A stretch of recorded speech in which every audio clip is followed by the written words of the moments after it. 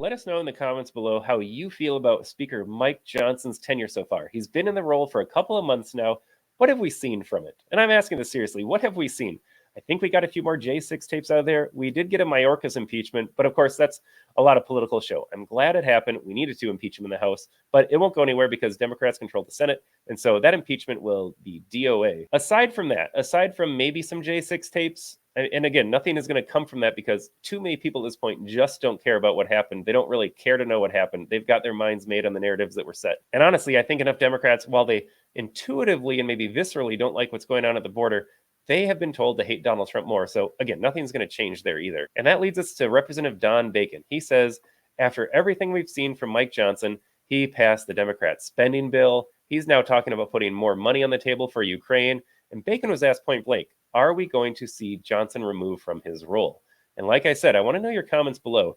Do you support getting rid of Mike Johnson at this point, or do you want to see him stay in that position up until next November at least, and maybe continue to do something in the House? I don't know. I would love to see committees go after the Biden family.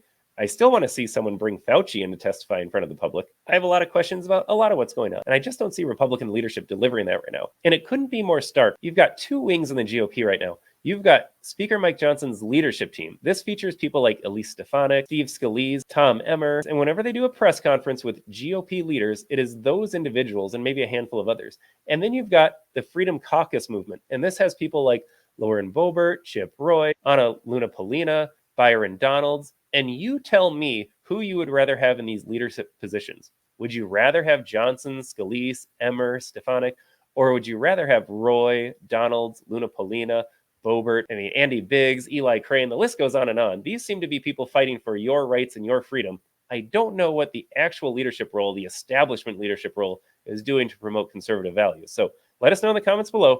Do you want to see Johnson removed or not? And if you're asking me, the answer is absolutely yes. I don't care what kind of turmoil it brings up. Voters are going to be like, oh, look at the GOP, it's dysfunctional. Does not matter at this point. We need to get a good speaker in place that's going to get the right message out to the American people. People that don't like Republicans and won't vote for Republicans anyways, they're the ones that are going to make the noise.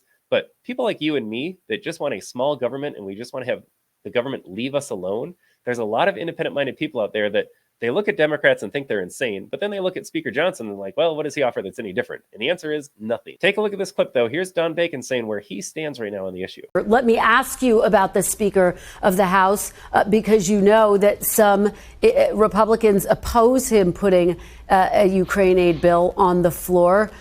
Do you think he could lose his speakership over this, Congressman? It's possible. I'm not going to deny it. We have one or two people that are not team. They're not team players. They'd rather enjoy the limelight, the social media, and the fact is, with a 1-seat majority, and we'll end up with a 3 or 4-seat majority after some special elections. Yeah. But that's not a 435 people. It's a very narrow majority, and one or two people can make us a minority. Yeah. And I'm of the view you work with the team. I don't have to get 100%. 80% is the Ronald Reagan rule. But we have some people that if they don't get 100%. They want to bring the House down, and it makes us dysfunctional. Yeah. And so that's a possibility. I do think there'll be Democrats, though, who do not want to see this dysfunction.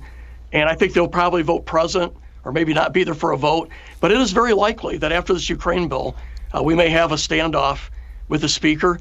I hope the Speaker prevails. He's doing the right thing. It's in our national security interest that Ukraine remain independent.